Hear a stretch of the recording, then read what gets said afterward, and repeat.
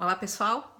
Estamos de volta aqui agora para falar um pouco das características do vestibular, da prova de redação da Universidade Federal do Paraná, da UFPR, né? Essa prova de redação ela é tida como um pouco mais difícil pelos candidatos porque ela tem uma variedade de gêneros textuais. Eu particularmente acho interessante porque ela acaba cobrando os gêneros que os alunos mais utilizarão na universidade, né? E de modo geral são cinco textos, tem um tempo maior para ser feita a prova, é feita numa segunda fase, junto com as provas discursivas das outras disciplinas. E varia, não tem, às vezes varia de um ano para o outro o gênero que é cobrado, né? Mas normalmente são textos mais curtos, normalmente são pedidos textos opinativos, né? Você tem que se posicionar em relação a algum tema, e aí nesses textos é avaliado a sua capacidade de argumentar as suas opiniões e a consistência dos seus argumentos sobre tudo, né? Dentro daquilo tudo, da coesão, da coerência, né? Sempre levando em conta os aspectos do conteúdo e da forma. Todos, gente, todas as redações de concursos de vestibulares, quando são avaliadas, sempre são avaliadas em relação ao conteúdo e forma. Às vezes tem uma pequena nuance ali nos critérios de correção de um para outro, mas de um modo geral não mudam muito, gente, tá? A tendência hoje é avaliar conteúdo e forma. Não só a forma, não são os aspectos gramaticais, mas o conteúdo, a capacidade de argumentação, muitas vezes o senso crítico também. Na UFPR também costuma bastante cair uma imagem, uma charge, uma foto, para você fazer uma análise, né?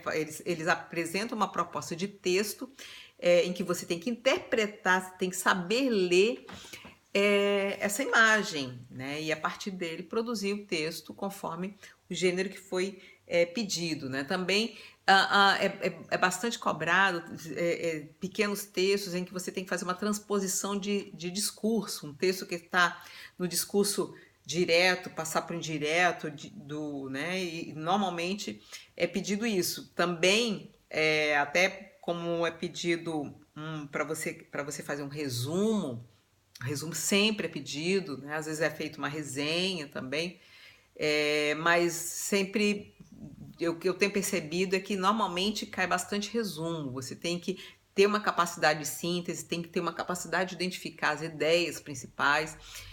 Para isso, para os alunos, né, que vão fazer esse vestibular específico, eu vou mandar algumas especificidades, algumas dicas para resumo, para resenha. Nesses textos você tem que ter bastante atenção e eles avaliam muito se você identifica os diferentes discursos que existem no texto.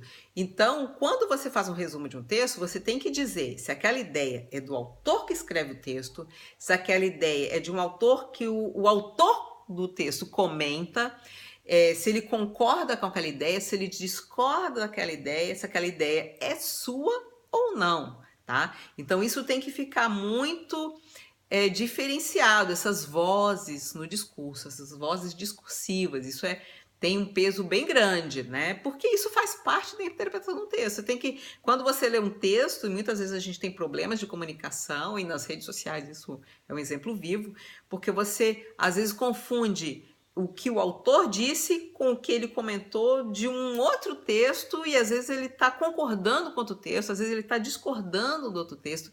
E isso você tem que identificar. E no seu texto, e às vezes no seu texto curto, você tem que evidenciar quem disse o quê, tá? Então isso é muito importante para quem quer exercitar isso. Eu vou avaliar isso nos textos que vocês me enviarem, tá?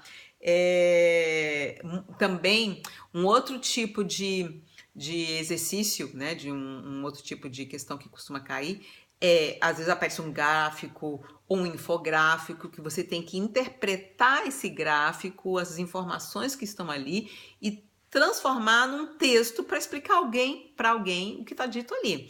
porque isso é uma coisa que você vai fazer na universidade também, né? Você vai ter que, às vezes, produzir, vai fazer uma pesquisa, essa pesquisa vai gerar dados, esses dados podem virar gráficos e você tem que analisar esses gráficos. Não basta, às vezes, você colocar aqueles números ali. O que aqueles números querem dizer, né?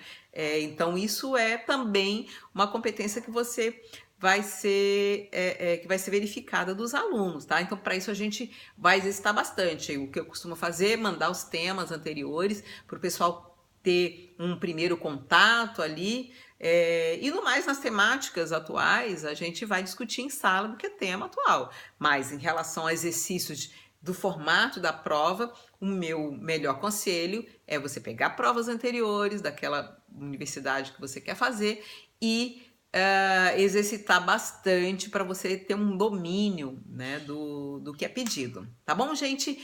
Dúvidas? Mandem aqui pra gente. Me mandem por e-mail, tá bom? Beijo!